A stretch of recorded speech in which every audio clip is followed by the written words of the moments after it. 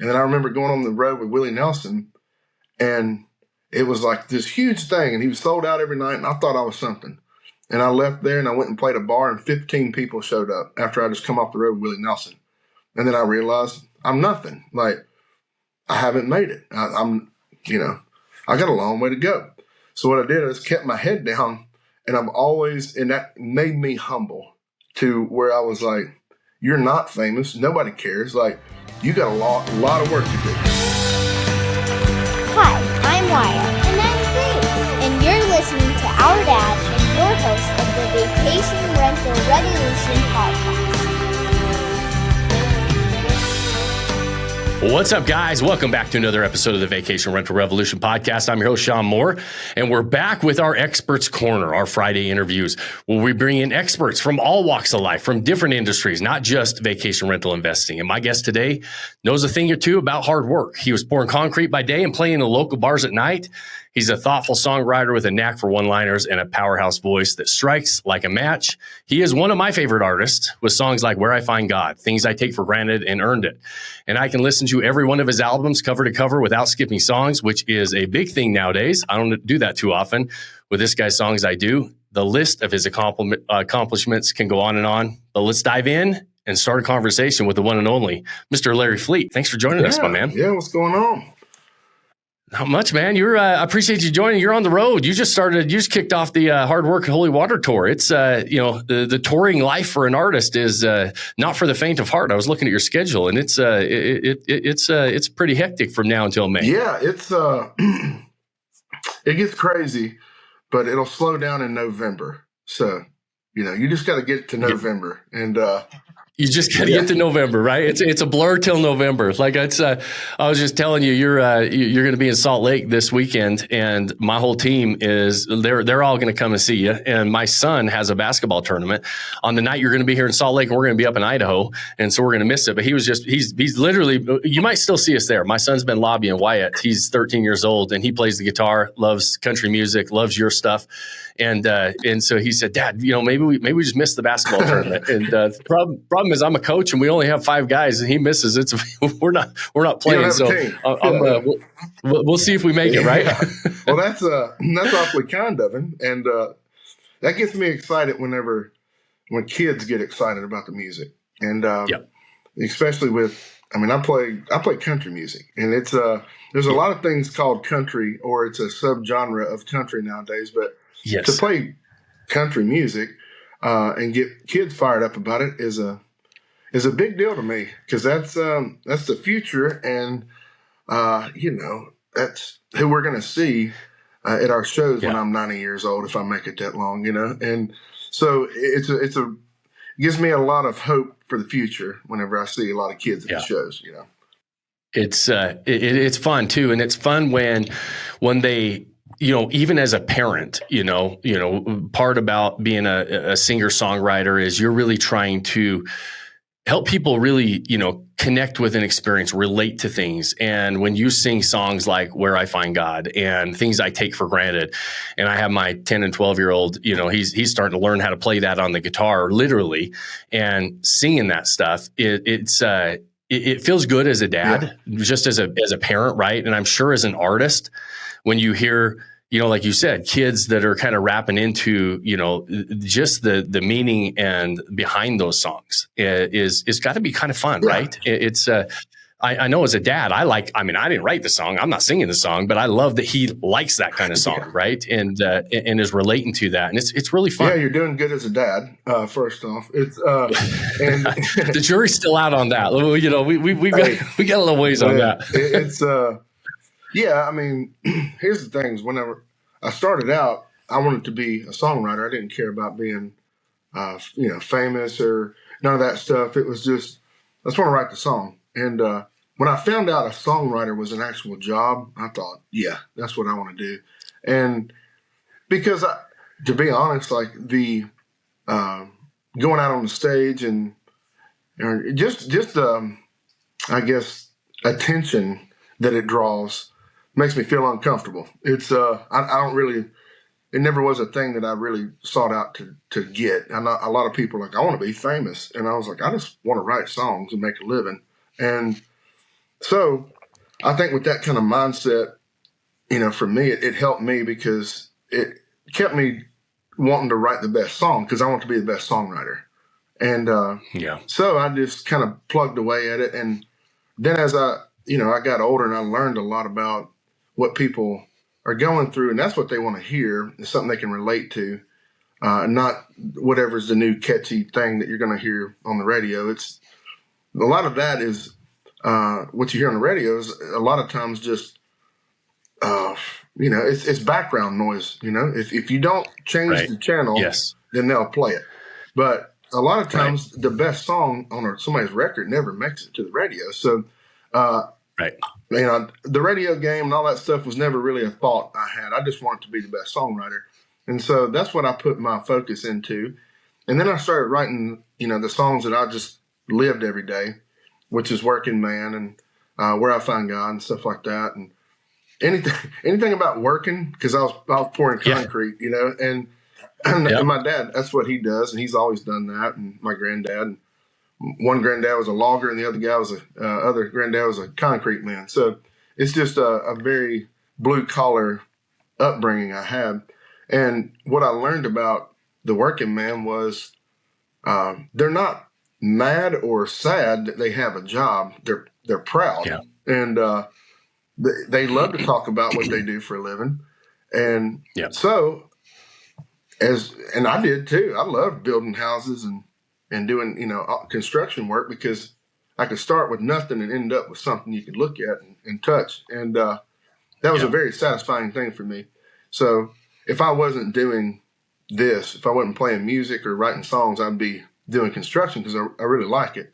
But I mean, that's what I sought out to do, is write my story, because I learned that there's a million or more other people that are living the same life I am. I learned how to make things rhyme. And so I can Yeah. make it rhyme and sing it and play and tell somebody else's story. But I'm literally doing the same thing that most people do. I love it. And I love that it's a common theme on these expert corner interviews that I have with very successful people in all different walks of life, is almost everybody that operates at a really high level. The goal was not, I want to go make a bunch of money singing songs and writing songs. They do it because they love it. Yeah. Right. And you write about the things that made you, Yeah. right? And that's what I love about country music, right? That's why I've been a country music fan for a long time, since I was little, Mhm. and came from my parents, and I actually grew up roofing. I started my whole career roofing houses, fixing up houses, and I had a roofing company for years. And we would always argue with construction, or the concrete guys. Actually, the concrete guys and the roofing guys would always argue which one was harder out of those two trades when we were building the houses, right? But so it's funny because I did the roofing, but we're building a new barn at our house, and I'm building it on the weekends with my brother, who's a general contractor, and he and I are out there building it and getting our hands dirty. And I love that too. That's how I grew up as far as just the construction trade. In fact, my brother and his concrete guy are actually coming to watch you on Friday in Salt Lake, and so they're stoked. I tell you that because he relates to that, and the way you sing about that hard work and that grit and determination is there's a level of pride and of just a good day's work put in, and you look at it at the end of the day, and that's what your songs are about, right? It's like with Working Man, but then also that mix of, okay, things are going really good and I don't have a lot to complain about. And how do I stay grounded and grateful? And that's you balance both sides of that coin really, really well with your songs and your songwriting. And I love it. I think they go hand in hand. If you're able to make a living and provide for your family, well, you're probably pretty thankful, because there's a lot of people that can't do that. But if I tell this story a lot at my show, but it's like my dad used to tell me, if you want anything in life, you're going to have to work for it. And you got to earn everything you ever get, which is where Earned It and all these songs come from, is that mentality of that.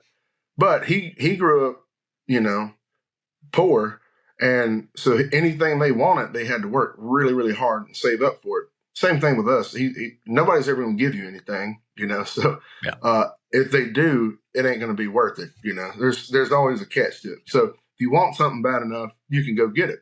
And we live in a country that supports that. If you want something bad enough, get out there and bust your butt, and you can make it happen. But sitting around complaining or wanting somebody to hand it to you, it ain't going to work. And so I learned that early on. I mean, my first job I had, like real job, was I was 14 years old, and I worked for a bricklayer, for a mason. And so my job was mixing mortar and toting brick. And it was very hard, but I learned a lot for $7 an hour, And I saved up my money, and I bought a Harley early on because my uncle wrecked it, and I got it for nothing. And then I took that Harley, fixed it up, and I sold it and got enough money to get my first truck. And then anything that I did, I worked and I cut grass, I laid brick, I did whatever I had to do, to fix up your truck, to do things, And that's the way it always was. I always wanted to make a living. And that's why college was really hard for me, because I couldn't stand being broke. And I had to go do something. And so I'd leave on the weekends and cut grass and do whatever, because I didn't like relying on somebody to help me out with money. I wanted to do it myself. And I've kind of always been that way. And I've had a lot of help, don't get me wrong, coming up, and a lot of mentors and stuff like that. But I found out there's a lot of people like me. And so whenever I started writing the songs, and that's what it come about with the work, it really started a lot with the working class stuff and the working music. But then the gratefulness and the things I take for granted and where I find God and stuff like that came from getting older and really appreciating it. And,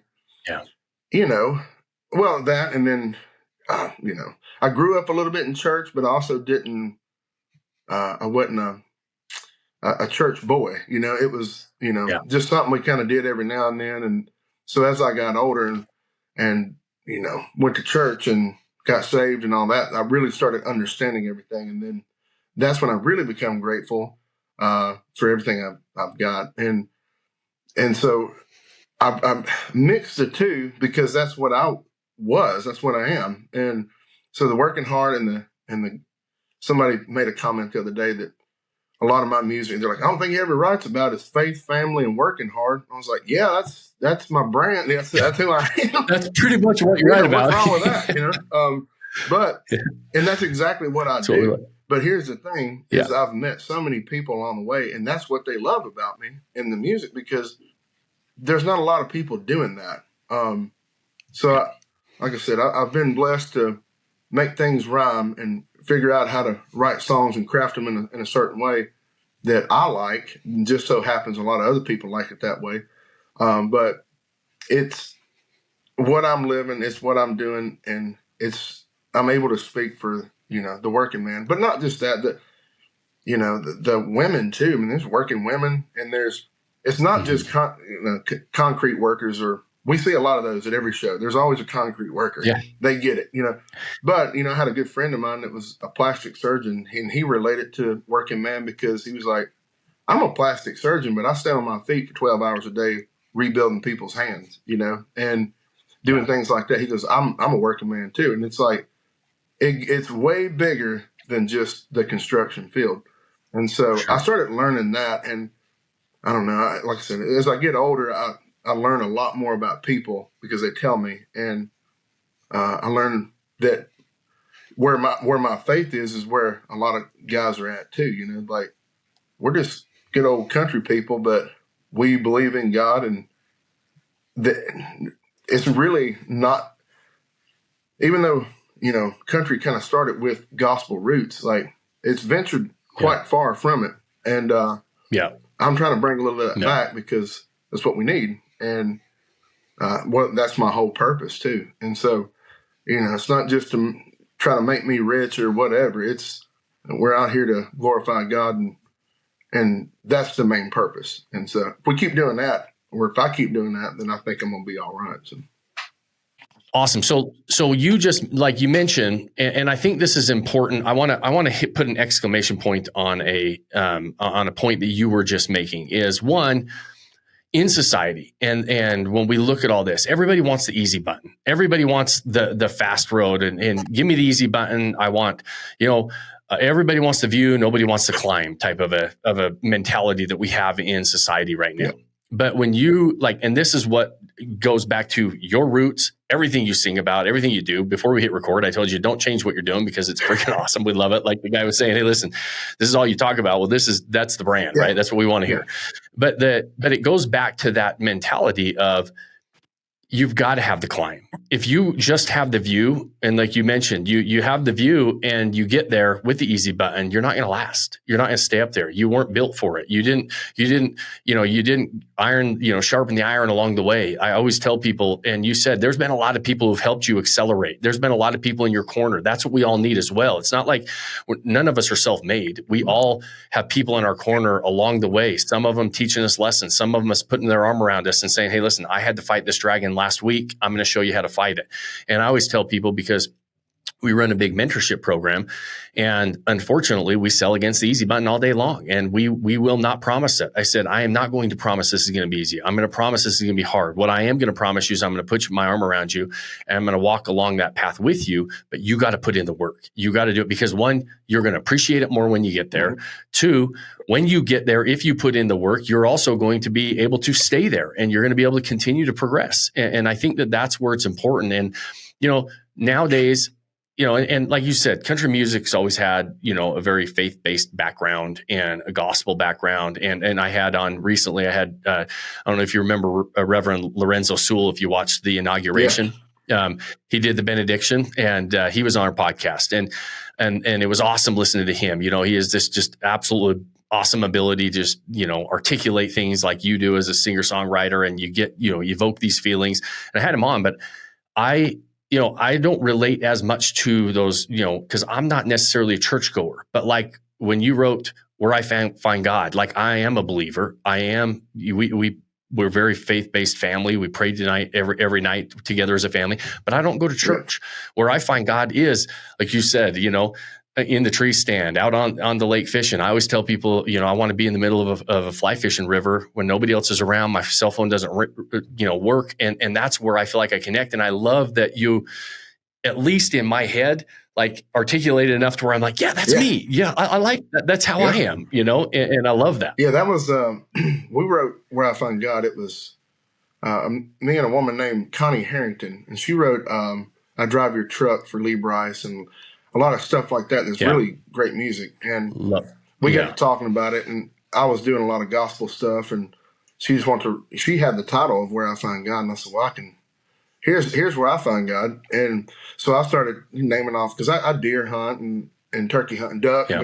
I hunt all kind of things, but I love fishing, and she has a place on the lake, and that's kind of her place where she, talks to God, is out on a boat, and me too. I love the water. So we just kind of put it all together like that. And it never was meant to be like a churchy song. It was just us. That's how we live. Yeah.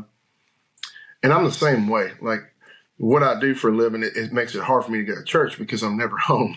And, if I am, on Sundays, I'm getting home on, whatever time. It's hard to go to church. But when we are able to, we try to go. But, I find God way more places in church. And I think that's where you can connect to God, and you can really, pray and do some talking, is all around. Look around. I mean, I can walk outside right now at my place, and it's like, just look around and look what God did. And so that is how we wrote that song. And it related, or people related to it big time. And that song blew up. That's what built my career, is that song. Right. And it's funny because the record label I was with at the time, they didn't want to put it out. I recorded that song in 2000 and probably 19 or something. And we put out a record, and it wasn't on it. And they just kind of held it and they shelved it. And I was like, I begged them, please, let's put this out. Let's put it out. And they're like, yeah, we'll find a spot for it. And finally, it was like end of the year of 2019. I was like, hey, what if we did Where I Find God? What if we put it out on Good Friday? because that'll give you some time to do something. We can build a little, marketing plan or whatever around it. And they were like, yeah, okay, that'll be cool. So here's what we did. We had everything set up to come out on Good Friday, and, COVID happened in March, pretty much shut everything down. Yeah. So right whenever everything shut down is when that song dropped. So we went to the lake at Lake Martin in Alabama, and the label only gave me a little bit of money. They didn't want to do like a big video. They really didn't have a big plan for that song. And I was like, well, I talked to my buddy. I was like, we had $3,000, which is nothing to do a video. Like most videos cost $50,000 to $100,000, most of them. Some of them more than that. So I had $3,000, and I said, let's see what we can get done. So we recorded about 8 acoustic videos. We did all kind of little content stuff, and then we just played the song, and I just kind of stood around and rode my little gator with my boy and just did what I do, and he just filmed it. And then we put a music video out, and it blew up. Absolutely went nuts. And it was the most honest, simple thing we could have done. And so many people just latched onto it. And that's what built my career. That's whenever it really took off for me, is whenever that song hit and that video came out, because people could see me, see my family, and believe it, because they're like, yeah, okay, I can get it from this guy. And that's what it just skyrocketed me right there. And I've been at it for a long time up to that point, and I got recognition, but nothing like that.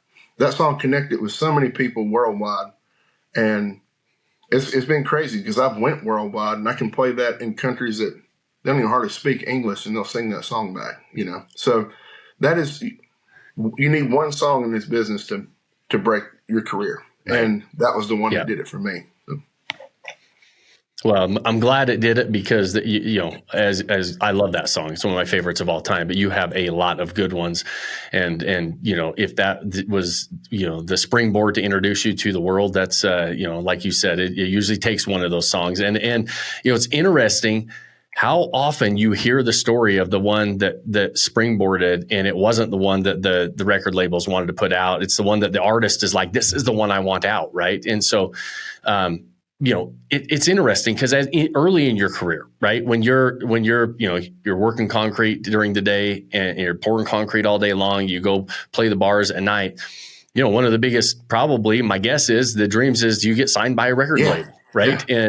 And that's a big deal. And you get, and there's a lot of benefits that come with that, right? You get some guaranteed paychecks, and you get some, money to do things and all those great things. And then though, you reach a point where you say, okay, maybe, I want to go back out on my own and do it my way as an artist. And that's the stage you're at in your career. And that's got to be a really good feeling as well. Both have their benefits, but what a nice evolution to be able to do that as an artist. You're right. As a young artist, all you ever dream about is getting a record deal. Yeah. And I'm going to be on the radio. I'm going to get a record deal.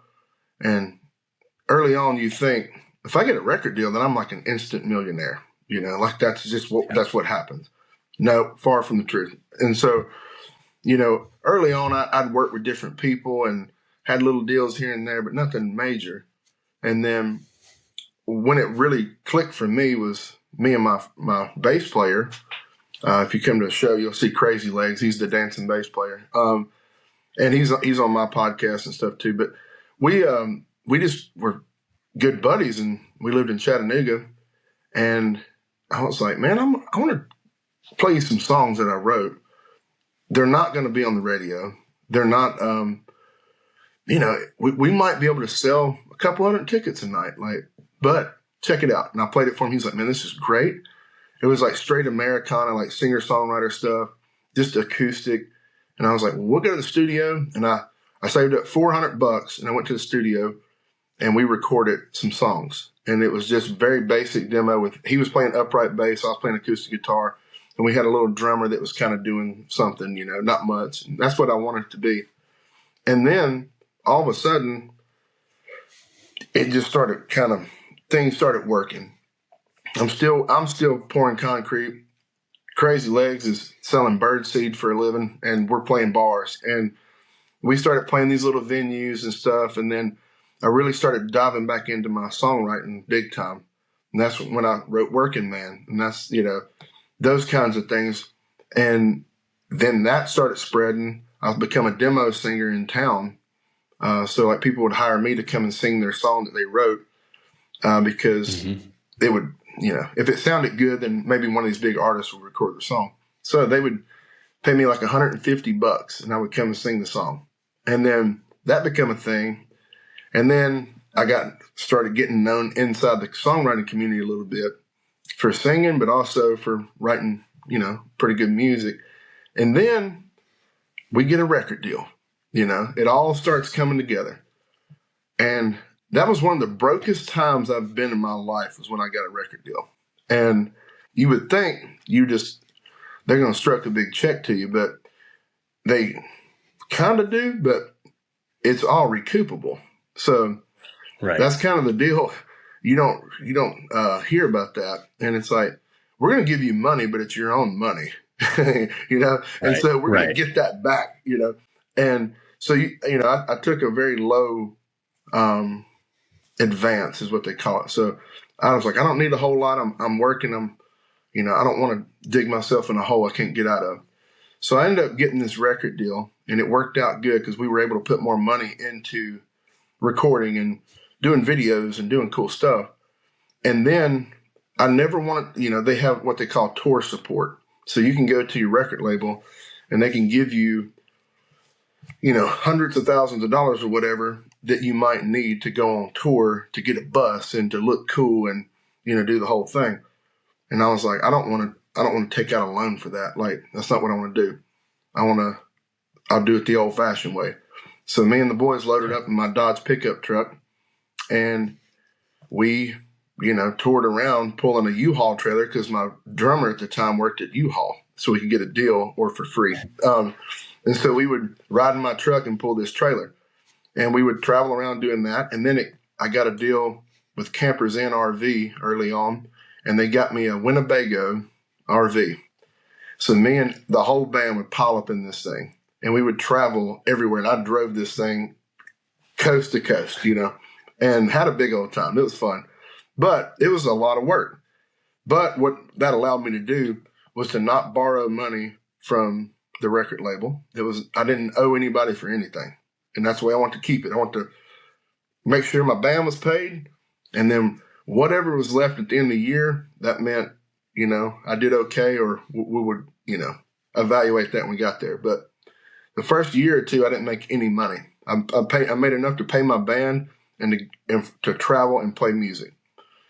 And I had a salary writing to do songwriting. So that helped pay bills, at home, but it wasn't a lot. And then, after 2 or 3 years, you start, okay, now we're finally making money. Well, what that did was give me that drive. I was never in debt to anybody, and I could recoup anything that I'd done. And so after about 5 or 6 years of that, I've built a career that, with Where I Find God and Earned It and Things I Take for Granted, all those songs, Working Man, that I've now built a fan base that I can show up just about anywhere in the world and sell a good amount of tickets. So, now we're running tour buses, and I got 2 buses and we got trailers, we got all the stuff. And they're your buses. They're mine. Yeah. And it's like, but I really focused on that because, again, I don't want to owe anybody for anything. So I just tried to do it the way I thought it was the right way.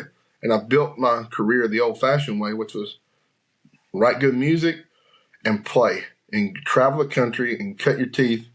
When 30 people, there was plenty of times like nobody showed up. I remember one show in Georgia, and it was early on, and this is when I was still in the truck. I already had a record deal, and we show up to play this thing, and nobody showed up, like not one person. And I was like, what in the world? And it was a college town, and they said, oh, yeah, well, college is out for summertime or whatever, so nobody's really in town. And I was like, well, we picked a great time to come here, and, but nobody showed up. And then some guy walked in, he said, play Sweet Home Alabama. And I said, for $20, I'll play Sweet Home Alabama. And he threw 20 and I played it. And I thought, man, we were worse off than I was playing the bars, but I just kept my head down and kept going. And what that did for us was made us humble.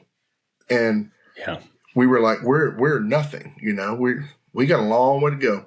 And then I remember going on the road with Willie Nelson, and it was like this huge thing, and he was sold out every night, and I thought I was something.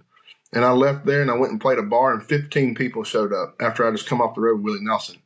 And then I realized I'm nothing. Like, I haven't made it. I got a long way to go. So what I did is kept my head down, and and that made me humble to where I was like, you're not famous. Nobody cares. Like, you got a lot of work to do, And so enough humble pie, you get a little, and it makes you humble. And, so we kept doing that and kept doing it and kept traveling and kept playing year after year after year after year. And then finally we look up one day and we sold out the Ryman in a day. And we went to London, England, and sold out a show in 2 weeks. And we've played Red Rocks. I've played Madison Square Garden. I've played, all these things. And so you went from could not sell a ticket to now you can sell thousands of tickets. And you're like, okay, now we can breathe a little bit, And then with the record deal kind of thing, things, when you get to that point, if you're not on the radio that much, and you don't really need a record deal. But early on, a record deal is a very good thing for an artist. And it's something that a lot of them dream about. And it allows you they're going to give you money to record music. They're going to help you out with marketing. They're going to help build your brand. The thing with me, I already knew my brand. I needed money for recording music. I needed money for marketing. I needed somebody to help promote me because I was nothing. I had nothing going on. But I did have a brand and I had songs. So they had something to work with.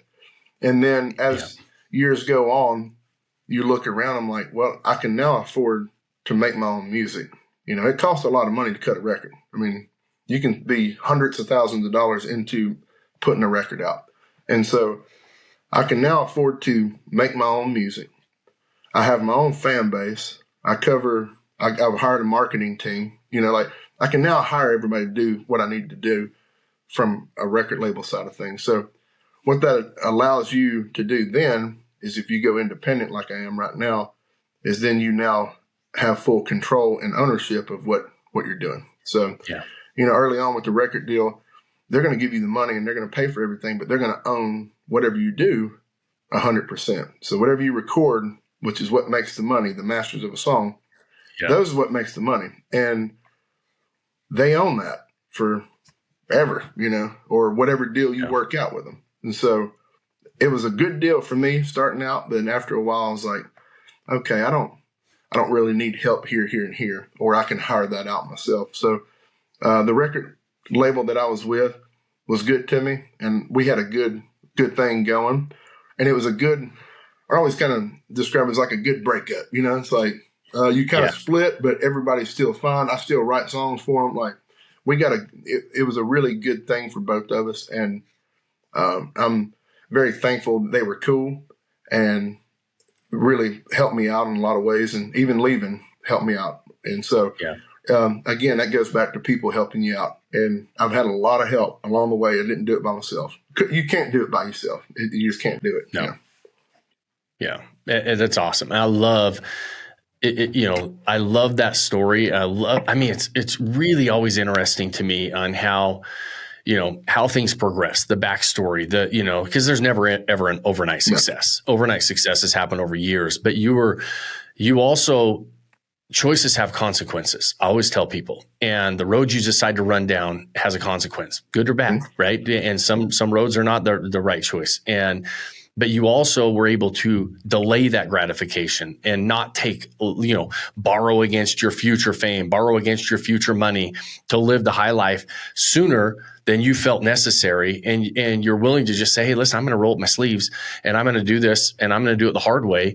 But looking back, now? I can't imagine you regret any one of those decisions. No, I'm very happy that that's what, and like I said, I had mentors too, like the guy that really helped me get going was another singer named Jake Owen, and he really helped me get started and put me on tour with him and mentored me. And then, Zach Brown and Willie Nelson. And I learned a lot from these people, and I learned a lot of good things from people. I learned what not to do in situations, Right. But yeah, it allowed me to not dig myself in the holes. A lot of these young ones will come up and they'll get, they'll have a viral moment or something on TikTok or whatever. And it's like, so some label will say, hey, I'll give you $2 million to come over here and sign this deal. What they don't understand is that they're not giving you $2 million, They're lending it. They're going to lend you that, but then you just dug yourself in a hole that is really hard to get out of. And it's going to take a very, very, very long time to get out of that. And, it took me, 5 or 6 years of having a record deal before you would, I don't even know if I could dig myself out of a $2 million hole with, overhead and all that stuff. It'd be tough, but it takes that long to kind of make things happen at my rate. There's a lot of people that never make it to the level that I'm at. And then there's plenty of people that make it, way bigger than me. But where I'm at is I'm very happy with. I can take got my own buses and everything, and I can take my family out on the road with me. They love it. My boy, he's 5, and my little girl's 3, and my wife comes, and it's just like, it's almost like going camping. You're just in a different place every night. And so we have a lot of fun doing that. And, we went from a little bitty house that we lived in that we could afford, and we paid for it. And then it was like, okay, now, we bought land and got a bigger house and all that stuff. And then just the other day we were looking, we're like, you go and you buy a lot of this stuff and we don't even use half the house, it's like, so then you start, it's easy to get caught up in, when you finally make money. If you've never had any money growing up and you finally make money, it's like, what in the world? You just hit the lottery, And so it can take you by surprise.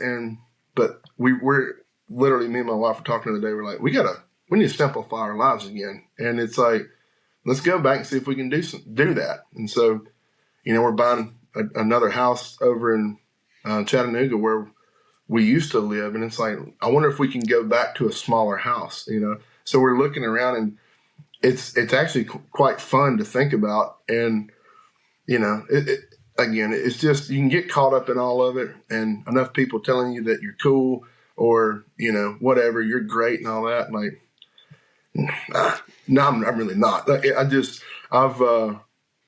I'm very thankful for what I get to do. I've got a talent that God gave me that I get to glorify Him with where I find God, and things I take for granted, and a life worth living. All those songs, I'm speaking to God in those, and that is 100% the reason that I'm even doing what I'm doing right now. And so I could totally be pouring concrete. So, and I know that. And there's a lot of people a lot better than me, a lot better songwriters. I've been very blessed to write songs with great songwriters. So it takes a lot of help to get to where this is at. And it can be taken away from you at any time. And I know that. And so I've tried to build a career and build a family on the road, and build my career the right way so that it is, sustainable. Cause there's a lot of highs and lows in this business. It's one of the most, I don't know, it's just the most fickle thing I've ever seen. Like, every business I've seen that I've been a part of or something, it's like, if you work hard, you can become a supervisor, or you can get to this level if you do this, this, and this. There's no game plan for what I do. And it's like, it's a lot of luck. You got to be talented. You got to have some help. It takes a lot of money. There's a lot of things that have to go right for this to work. And then it still might not work.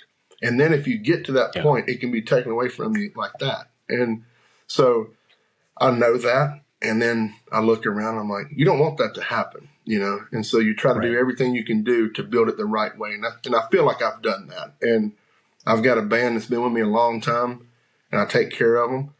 And anything they need, I'm trying to my hardest to make it happen for them because they've been good to me and they've really helped me get to this point. And so, that's the main thing that I've took from all this, because at any point in time, there's always somebody better or cooler than you. And then as you get older, there's a new young guy that's coming up, And so it's a fickle business, but I've been very blessed to do as well as I have. And I don't plan on going anywhere. I don't think you're going anywhere anytime soon, my friend. That's kind of where I'm at in life is I've got to the point where it was cool, and then you can almost get a little bit of ego, and then you can get shot right back down. So I've had that point, and then now I'm just like, you know what? We're good. I'm where I'm at. Like if I never make it any bigger than what I am right now, like I'm totally happy with where I'm at because I can make a really good living, and I get to do something I like to do. Right. And it's, we all go through those phases, and the older we get, you learn lessons along the way. But when it comes to wealth and building that life that you don't want to take a vacation from, that's kind of our slogan around here is you got to prepare, right? There's that preparing phase, getting ready to be able to do that. And then there's that building phase where you're kind of stacking those dollar bills, stacking this success. And then you got to figure out what to do with it to keep it. Then there's keeping phase, right? And not losing it all, because it can go and it can happen. And it's those choices that we make along the way on how are we going to take those dollar bills that we're making and that fame and that fortune and everything else can be gone in a second. I mean, and recognizing it can be gone in a second, I think is what keeps you, wanting to work as hard as you work, but also as humble as you are. I mean, it's just obvious when you listen to your songs, you're no different when we're having this conversation. I didn't expect anything different. And it's just, one, you make it real easy to root for you, man. It's from the outside looking in, it's always good to see guys like you make it, and guys like you have the success they're going to have, and then paying it forward and being able to put your arm around that younger guy that's going to say, like you said, you're a few steps ahead of somebody, and being able to do that and have conversations like this, let people listen in on these conversations, and that's a way for you to pay it forward. And I think I'm grateful for that. I'm grateful for this conversation as well. I know how important the family is. It's got to be pretty fun to be able to throw them on the bus and have the kids as they're young right now, And I heard your son Waylon on a recent podcast with you. That was, that was fun to listen to. Yeah. But just wrapping them in and being able to watch them, grow up and have their own experiences and everything else. And it's just, again, I'm really excited. I think you're just getting started. I think you're getting started on that run up, and we're all rooting for you. I know myself, my family, our extended family here at Odyssey, we're all big fans. Thank you.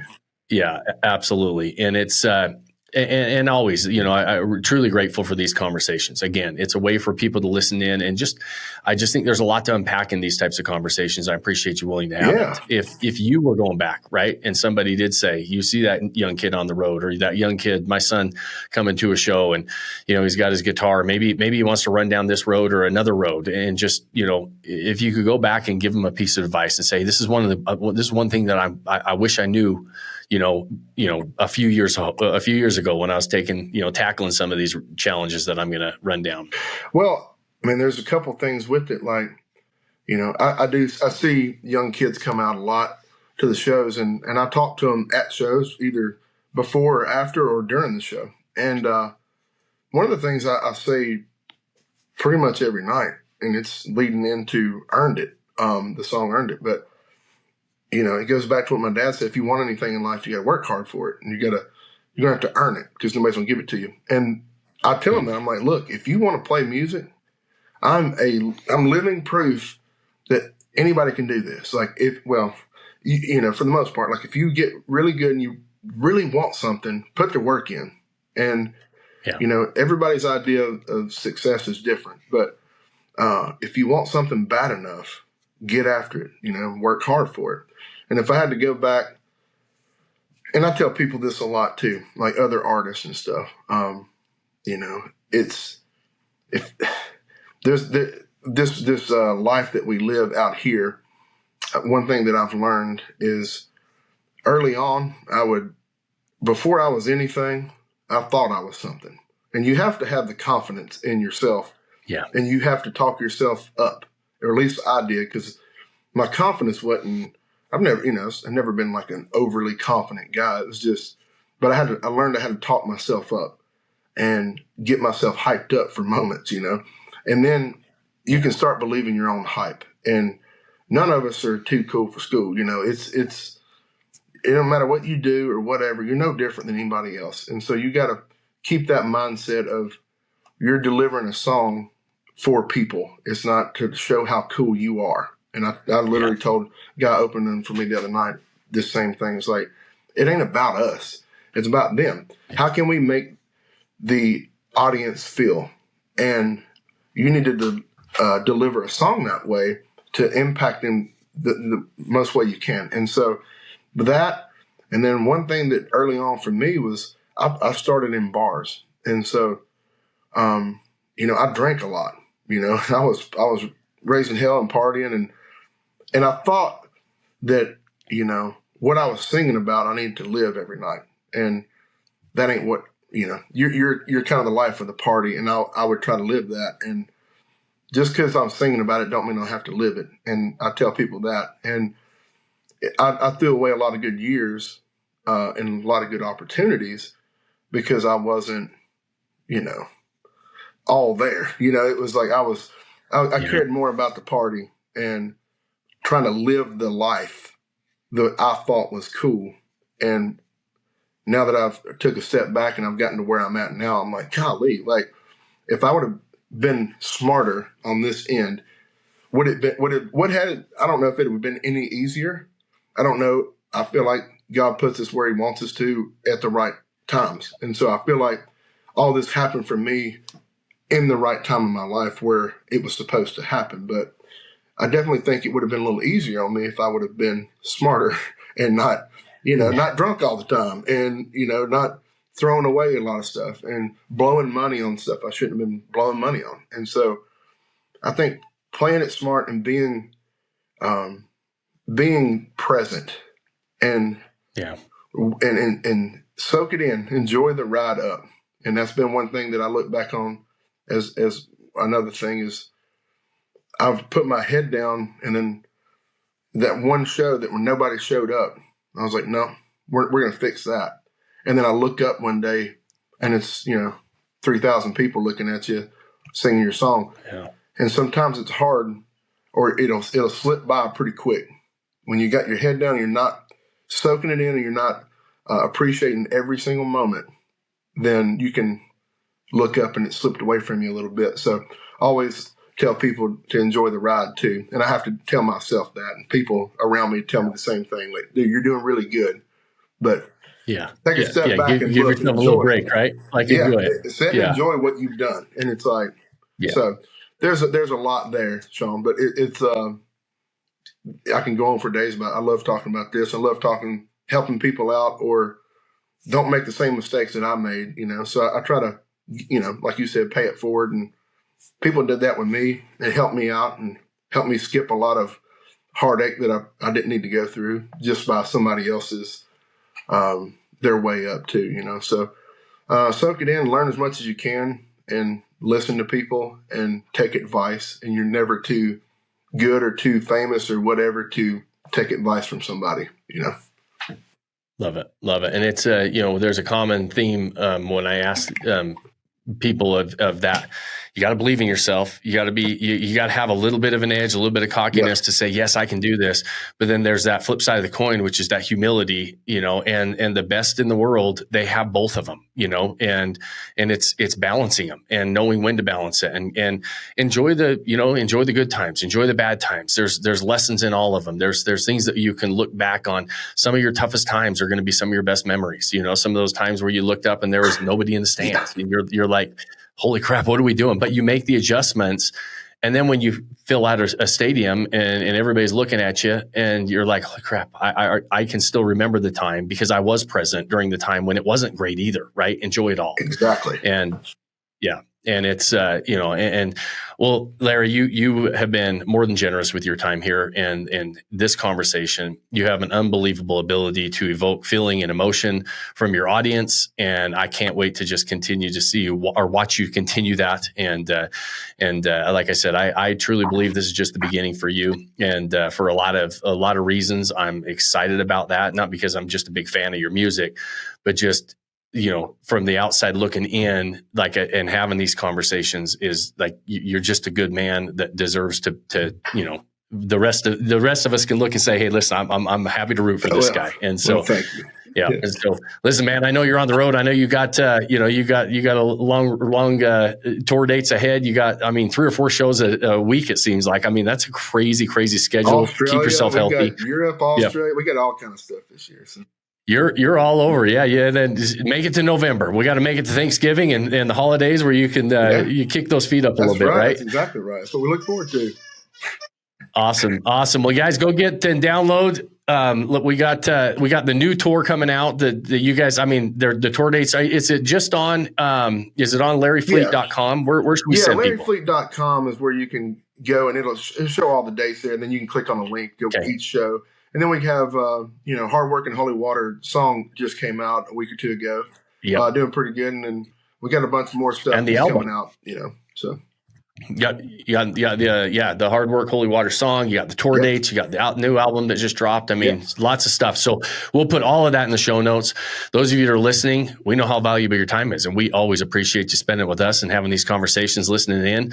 I hope you get as much out of them as I do having these conversations. And the last thing I ask you guys at the end of those episodes is, first, go support our guests. Go support what they're doing. Go listen to their stuff. Go join them on tour if they're coming to a town near you, in Larry's case. And go see him and go, I know that you won't be disappointed.